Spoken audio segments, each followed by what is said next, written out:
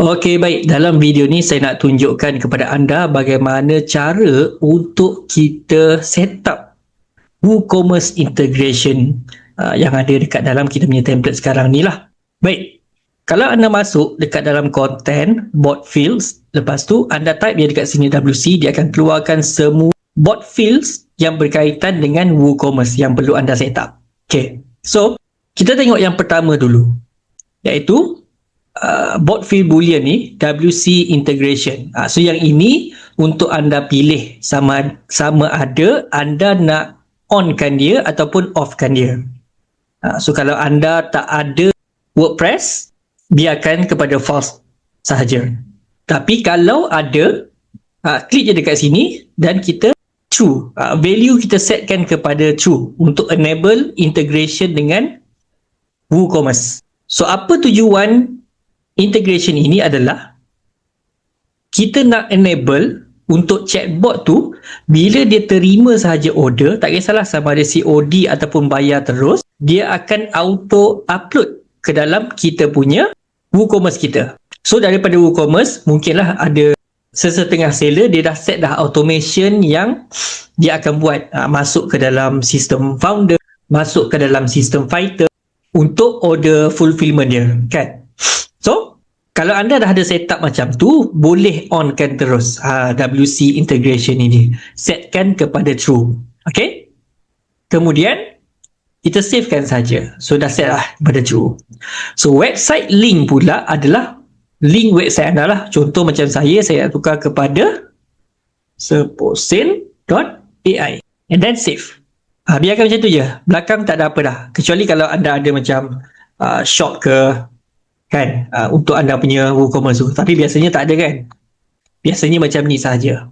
So, kita setkan save. Kemudian untuk consumer key, okay, consumer key dan juga consumer secret ini kita perlu masuk ke dalam kita punya sistem WooCommerce kita. So, anda boleh pergi ke dalam WooCommerce. Dekat WooCommerce, klik pada bahagian setting. Setting. Masuk je dekat WooCommerce, setting. Lepas itu pergi ke bahagian advanced. And then pergi ke REST API keys. Nampak, eh? Lepas tu kita boleh add key ataupun create an API key. So, dekat sini kita kena bagi dulu description. Biasanya saya akan letaklah chatbot seposin ke dan sebagainya. Kemudian user kita biarkan sahaja. Lepas tu permission kita buat read and write. And then generate API key. So dia dah bagi consumer key dan juga consumer secret. So kita copy je. Copy dan masukkan ke dalam yang ini consumer key. Save. Kemudian yang ini consumer secret. And then kita savekan dia. Okay. So WC Product ID. Yang ini kita nak mapping, kan. Kalau anda tengok, kita ada price package. Kita ada price package dekat sini. Okay. Price package ini, kita kopikan dekat dalam price package ini. Lepas tu, kita masukkan dekat dalam product ID ni. Cuma kita kena mapkan ID dia tu berapa. Contoh macam ni lah. Buat macam ni pun boleh, tak ada masalah. 1 botol. 2 botol, 3 botol. Okay, yang ni kita biarkan.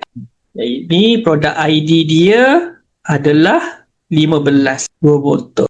Yang ini produk ID dia adalah 16. Kat mana kita nak dapatkan produk ID ini adalah, kalau anda pergi dekat dalam WooCommerce anda, pergi dekat bahagian produk.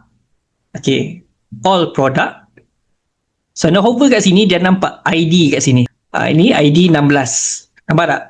Saya besarkan sikit. Ni ID. Dia tulis ID kat sini. Bila kita hover je, dia keluarlah ID berapa. So kita mapkan dia. Contoh ni, try satu kotak ni, saya mapkan lah dengan 1 botol ni. Okay. And then 2 botol ni sama dengan product ID saya 16. And then klik pada button save. Macam tu je. Dah settle. So anda boleh test chatbot anda. Nanti anda akan nampak. So kita test dulu lah, tengok macam mana. Saya punya ni tak keluar sebabnya saya punya account sekarang dah pun free. Tak ada free trial lagi dah. Saya kena upgrade lah. So tapi tak apalah. anda nampak dia punya cara macam kita nak updatekan dia tu. So boleh update ikut apa yang saya tunjukkan tadi sahaja. Okay, so assalamualaikum dan salam sejahtera.